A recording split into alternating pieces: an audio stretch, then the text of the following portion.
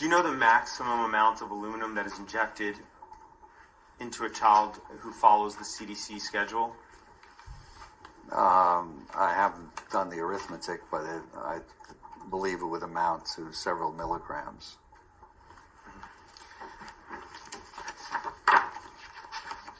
Mark these two. I'll mark this one. I'm going to hand you what's been marked as Plaintiff's Exhibit 36. Okay.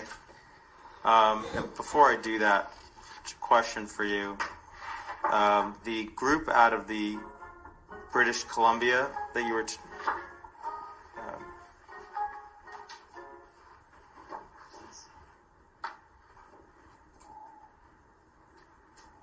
the group out of the University of British Columbia, that's out of the Department of Ophthalmology and Visual Sciences?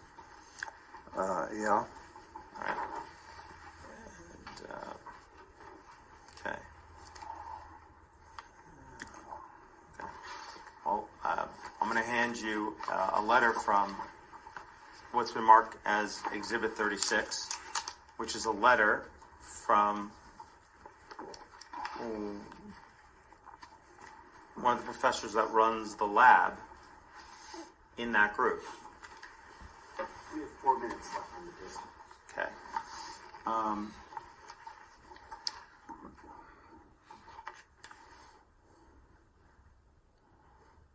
Have you seen this letter before? No. Okay.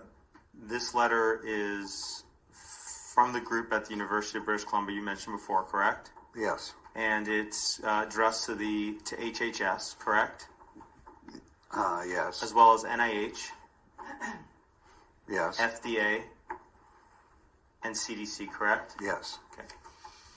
In the first paragraph, can you read the first paragraph? I am writing to you in regard to aluminum adjuvants in vaccines. The subject of one is one my laboratory works on intensively, and therefore where I feel I have some expertise. In particular, we have studied the impact of aluminum adjuvants in animal models of neurological disease, including autism spectrum disorder. Our relevant studies on the general topic of aluminum neurotoxicity in general, and specifically in regard to adjuvants, are cited below. Now, can you read the last sentence in the next paragraph?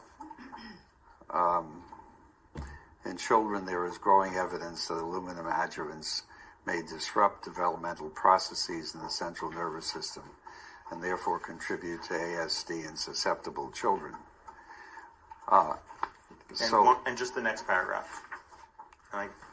Despite the foregoing, the safety of aluminum adjuvants in vaccines has not been properly studied in humans, even though pursuant to the recommended vaccine schedule published by the Centers for Disease Control, a baby may be injected with up to 3.675 micrograms of aluminum adjuvant by 6 months of age.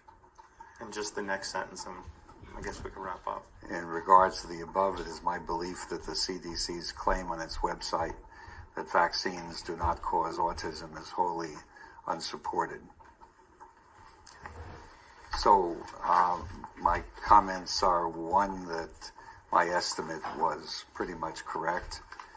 Second, that unfortunately Dr. Shaw has been associated with the party that I mentioned before, Tomly Yanovich, who, in my view, is completely untrustworthy as far as scientific data are concerned. So I'm concerned about Dr. Shaw being influenced by that individual.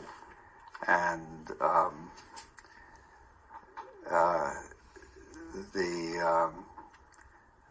I'm not aware that there is evidence that aluminum disrupts developmental processes in susceptible children. Dr. Shaw is a scientist that studies aluminum regularly, correct? Yes. Do you study aluminum regularly? No. Okay. We done? Yeah. Okay. This ends tape 4 of the deposition of Dr. Stanley Plotkin.